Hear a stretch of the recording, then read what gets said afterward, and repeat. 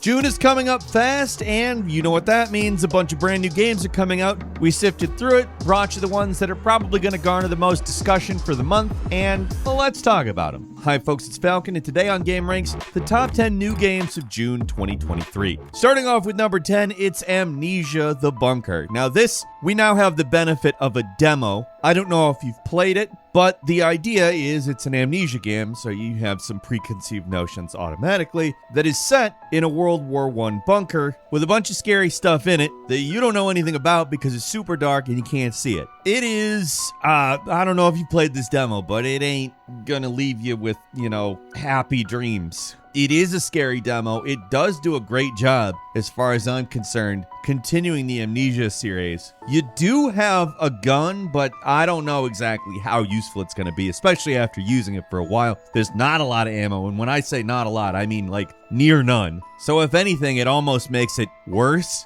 because if you remember in the other Amnesia games, you don't have a gun, and you never kind of think, if worst came to worst, at least I've got a gun here. Now you have incredibly scarce ammo layered into that, so you've got the stress of almost being empty in terms of bullets at all times, on top of all of the normal Amnesia stuff. The environment is really well designed. It's going to give you the heebie-jeebies. You got to keep it lit using a generator. It's all really enjoyable stuff. Think Amnesia combined with Alien Isolation, and I think you got a pretty good idea what you're getting into. I'm sure there's more involved, but I loved the demo. It bodes very well for the full game, which is coming out on the PlayStations, the Xboxes, and PC on June 6th.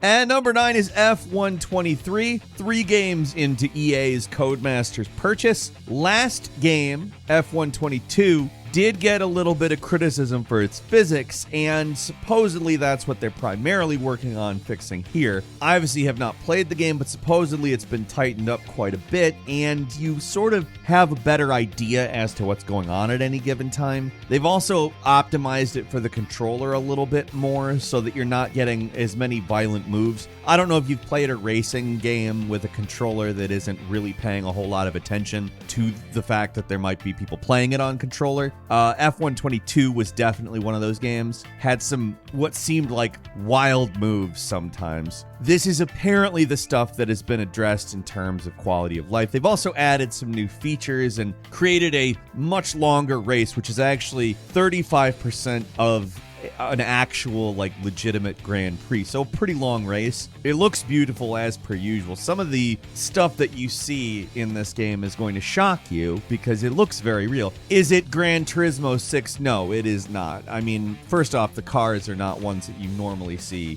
I mean, they get away with a little bit more in terms of visuals that I think stock car racing games do, but even so, this doesn't really compare, in my opinion. That said, it looks quite good, and if they've addressed the issues of last year's game, I can't imagine it being bad. Last year's game wasn't bad. It was actually pretty good. And F123 is going to be landing on the PlayStations, the Xboxes, and PC June 16th. And number 8 is Sonic Origins Plus, which is a big update to Sonic Origins. Unfortunately, not a free one if you currently own Sonic Origins. It will cost you $9.99. However, it does look fairly worth it to me. For one, Sonic Origins is full of some issues, and apparently a large amount of fan complaints have been addressed by developers who actually really weren't happy with the finished product. Stealth of Headcanon, one of the primary developers on the project, was actually able to sort of repair the relationship with Sega and go back and fix a lot of things as well as add a lot of things. For one, Amy is now playable in all 4 of the original games. Knuckles is playable in Sonic CD, which was something that was not the case before. And perhaps most interestingly of all, Sonic Origins originally was a compilation of those 4 Genesis/Sega CD games. Now it includes 16 Game Gear games, which is a lot of games. I'll also say this, some of the Game Gear games are good. Not all of them, but it actually does kind of make the $9 purchase to upgrade from the original Sonic Origins worth it. Almost kind of feels like a bit of a concession, like, hey, Yeah, we know we kind of messed up first time around on Sonic Origins, but we have to charge for it, even though they don't.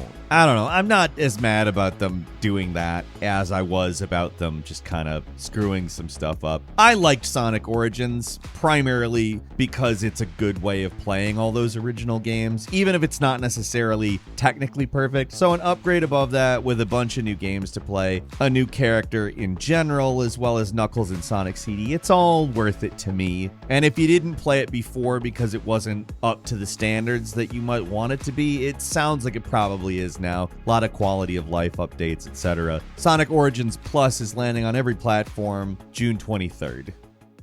At number 7 is Crash Team Rumble, a 4 versus 4 team-based competition, which is something that I thought was very interesting looking. It's basically a borderline completely original game, which is not normal anyways, but also particularly not normal when it comes to multiplayer games. I don't want to say completely original. I mean, it's still a Crash platformer in some ways, but we don't really have a lot in terms of competitive platformer games, especially not ones where they're fully competitive, fully arena-oriented, and not like time trial-based or race-based or whatever. It's basically a battler where you collect fruit and whoever has the most fruit wins, I guess. But all of the characters have a different set of skills. You have to defend as well as get Wumpa fruit. It looks interesting. Now, I don't know how it's going to come together. If it ends up coming together and looks just like something else, I mean, if it's fun, it really doesn't matter. But I've always had kind of a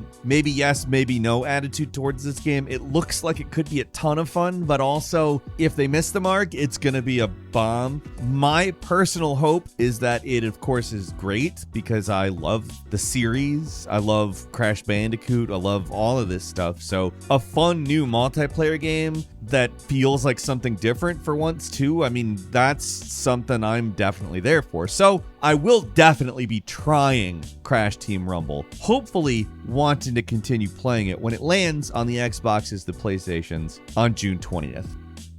At number 6 is Trapang 2, an FPS set way off into the future that really orients itself around bullet dodging and chaotic gameplay. It's in a lot of ways a spiritual successor to Fear. If you've ever played Fear, as soon as you see the footage, you can absolutely draw parallels between the two. It really looks like Fear. This is a game that's got bullet time and some crazy gory stuff going on, as well as just total chaos. Again, if you've ever played Fear, I really do feel as though you'll know what you're getting into for this game. It really looks like Fear to me. It obviously does look quite a bit better in terms of graphics, and also in some ways it looks maybe a little bit more smoother and polished to me in terms of movement, but that just might be me. And it also just might be the fact that the game looks better. I'm not really sure. I am looking forward to playing it. And if I'm completely honest, I'm sure a lot of the people who will end up playing this probably aren't people that played Fear, so it may feel like a totally new experience to them. I don't know. It looks cool. I think that it's going to be a great game. It's something that I'm certainly waiting for. And I really hope they stick the landing because it's been a long time since we've had this kind of game. Trapang 2 is coming out on PC June 21st.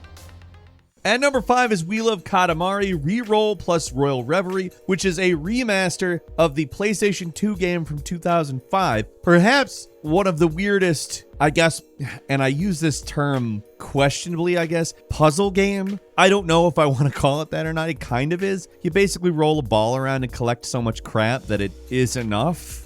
I don't know. I've played Katamari a lot, and I don't understand what's going on in it. It's a very fun game, though, and it's been a very long time since Katamari was a thing. So they've not only brought it in as a remaster, but they've also added a new campaign called Royal Reverie, in which you actually play as the king as a kid, which I guess has him as the prince in a previous time period doing the same thing he's doing. I don't know. It's better not to explain what's going on in Katamari in terms of story and narrative because It's insane. I will say this, I'm excited to play it again. It's a fun game. It's a game that hasn't gotten enough attention through the years, although it has gotten a, I guess, fair amount of attention for how bizarre it is. I am sort of directing people at it because it's fun. It is bizarre, though. I'm not going to say it's not. We Love Katamari Reroll plus Royal Reverie is landing on the PlayStations, the Xboxes, PC, and Switch on June 2nd. At number 4 is Aliens Dark Descent, a real-time strategy game where you control a squad of colonial marines, space marines, and you move them around a map and battle xenomorphs. It also has a horror element, apparently, and it will require you to maintain not only things like health, damage, etc., but you're also going to have to take care of the mental health of your characters. It's set 20 years after Alien 3 and has a pretty straightforward trying to stop a xenomorph outbreak plot. Honestly, it looks pretty good to me. I don't know if they're going to tell you anything that you haven't heard about aliens during the course of its narrative, but it does look like something that's going to be tremendous fun to play, has a bit of an XCOM feel to it, and to be frank, Alien/XCOM, great combination. There is permadeath in this game, actually, so you'll want to be careful. But I mean, even if it wasn't there, of course, it's Aliens. You're kind of up against the ultimate killer. So yeah, I'm excited to play this one. Aliens Dark Descent is coming to the PlayStations, the Xboxes, and PC, June 20th.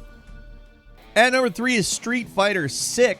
Hard to believe that that's the numbered title we're at. There's been plenty more Street Fighter games than that. But here we are actually getting what looks like a fairly innovative retake on this game. I mean, Street Fighter is, of course, some of the best fighting games that have ever been made. And Street Fighter V, although it had its controversies at launch, was still a pretty damn fun game. Street Fighter VI is adding a whole bunch of new stuff, something they're calling the Drive system, which adds 6 unique moves: parry, reversal, rush, impact, and overdrive, which all pretty much state exactly what they are. Pretty much self-evident. You get a new gauge, the drive gauge, which gives you the ability to do all of these moves. And it sounds like this might be an interesting introduction into the Street Fighter arsenal. The overdrive is probably the least self-explanatory of all of them, but it basically replaces the EX special moves. I'm thinking of it basically as an EX special move that's been integrated into this new drive system. And I'm looking forward to seeing how this all meshes together. Street Fighter VI, of course, landing on the PlayStations, the Xboxes, and PC on June 2nd.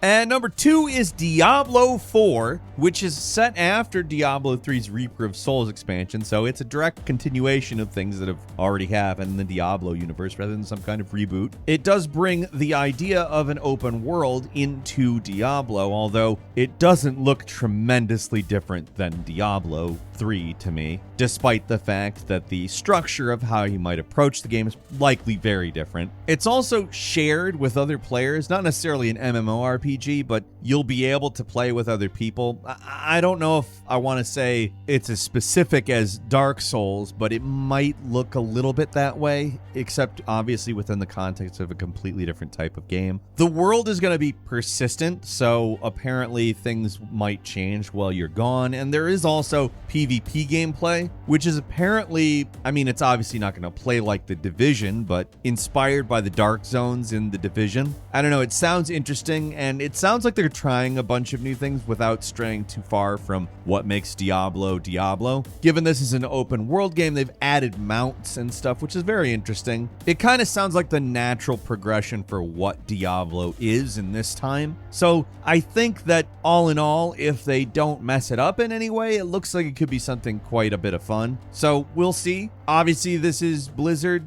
They can excel at making people mad with new and exciting ways, so my hope is that they haven't. Still, it's Diablo, which is also a franchise that is not unfamiliar with controversy. I want it to succeed, though. Diablo 4 is coming to the PlayStations, Xboxes, and Windows June 6th.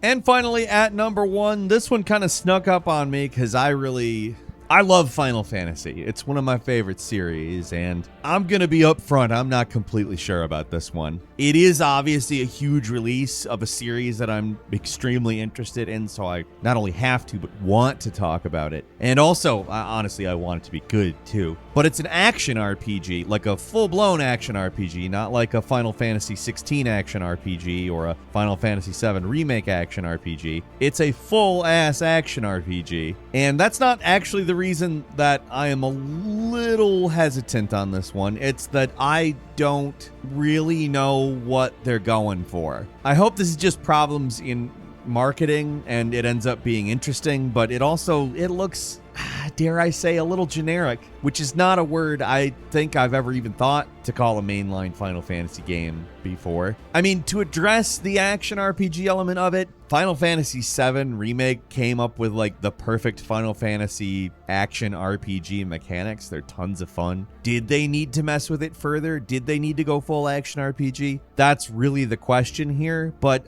again, I don't really think that's the big question. Final Fantasy games are hardcore narrative-oriented games, and they really haven't been marketing it based on narrative. So that has me a little hesitant. Now, it is Final Fantasy, and it has the potential to be mind-blowing and completely reinvent itself and totally subvert any and all expectations. It's done it many times in the past. It is a timed exclusive being released for the PlayStation 5 on June 22nd. Of course, my hopes are always sky high for Final Fantasy, and to kind of be proven wrong on what is a little bit of hesitancy on my part, I would obviously, of course, love that. I'm a huge fan of this series, and of course, I am always going to go into this with the highest of hopes. Quick bonus title for you, it's Ghost Trick Phantom Detective, a re-release of a supernatural puzzle thriller that you probably notice looks very much like an Ace Attorney game with some extremely different graphics, themes, and world.